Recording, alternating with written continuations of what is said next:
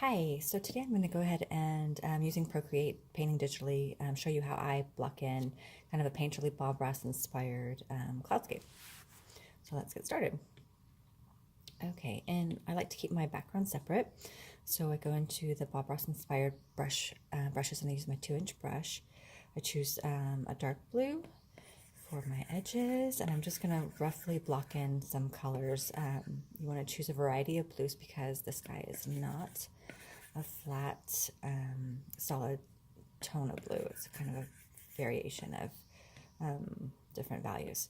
So I'm going to block in some lights and some super darks, and I'm not going to worry about this right now because I'm going to be blending that. Get some highlights, and I'm also going to use a little bit of a warm red.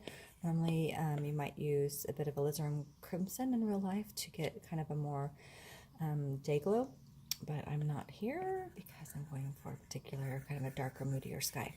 Okay, so I'm going to I set my blending tool to this brush. It says clearly set as blend tool. So I went ahead and I used that tool and applied it to the smudger so that I would get this kind of brush strokey, streaky look.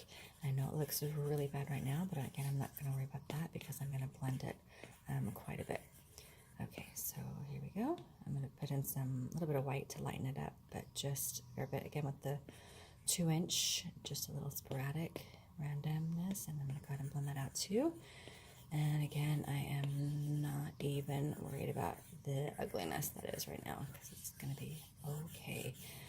Be sure to go to your edges. Sometimes if you've zoomed in, you've forgotten a little bit, which I did up there. So nothing's worse than going in later and discovering that you didn't paint a whole section. Okay, so I'm happy with that. I'm going to go ahead and leave that in its own layer so that it's undisturbed, and I can refine it, edit that later without disturbing my foreground elements.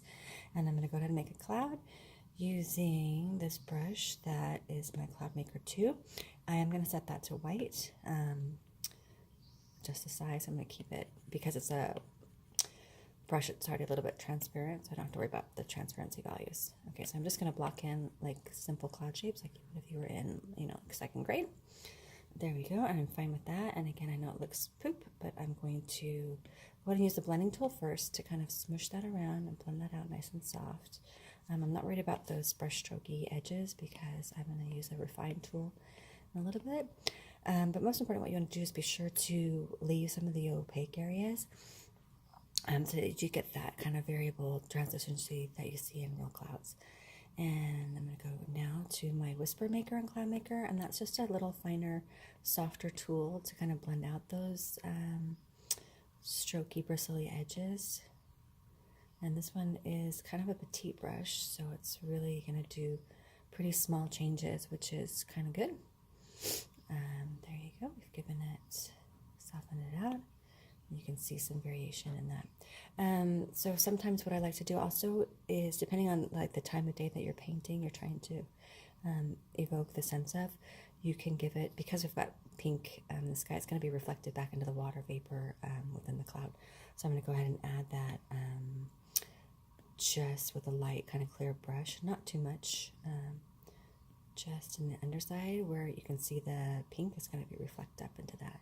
Super soft, no overkill. And then we're going to go back and blend that in as well with the Whisper Maker Cloud Mixer brush. There you go. Okay, cool. I'm kind of happy with that for now, so I'm going to go ahead and lay in a 2nd cloud. Gosh, I'm going to use a 2nd layer just because I might want to eliminate that. I'm not sure. But its own layer, it's nice in digital painting because unlike regular traditional oils, you're kind of wasting quite a bit of paint if you have to do this and then scrape it back off. So there we go. Let's go ahead and blend that one just out, and that's pretty dense. I'm not sure about that. I'm loving that. Probably a little too chunky too. Not what I was going through, so I might erase just a little bit, but I'm not into that either. Just to kind of not totally overpaint my first cloud. I know that's hideous, but that's the beauty of the blend tool. Go ahead and re-soften those edges. It's pretty dominant, so I might go ahead and just shrink the whole thing down. Oops. Undo. There we go. Uniform. Lovely. Just so I think I saved that one.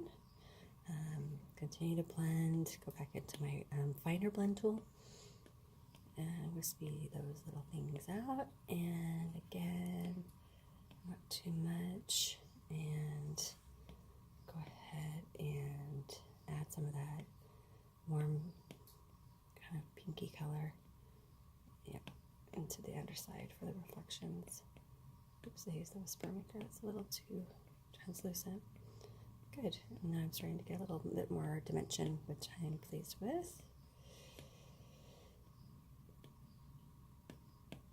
Mix, mix, mix. Too much.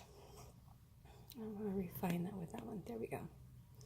Okay, so I think we have some pretty good cloud shapes. I'm happy with that. And then I probably would go back in and smooth and refine the background, because now I can see that's quite a bit more painterly in contrast to the fluffy clouds. So as you can see, I'm in that one layer and not even disturbing the background, which is the beauty of digital painting.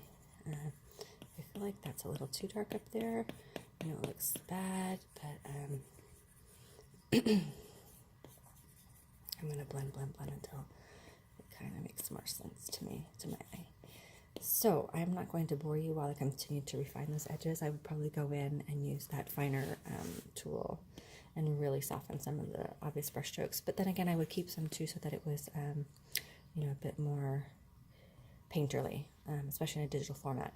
Okay, so the last touch that I'm going to do, just for the sake of this, is go ahead and add in my texture layer, which makes a world of difference. I'm going to insert my canvas, which is this one, rotate it, stretch it.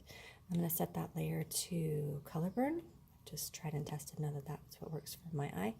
And you can see that because the tone of the canvas is a little bit darker, it really darkens the overall painting, but I'm going to go ahead, for me, I like it lighter, and adjust the opacity until I get the tone that I like. And that is how I paint digital fluffy clouds using the Bob Ross kind of inspired method and my Bob Ross brush set, which I will leave the link in the description below. All right, thanks for watching. Bye-bye.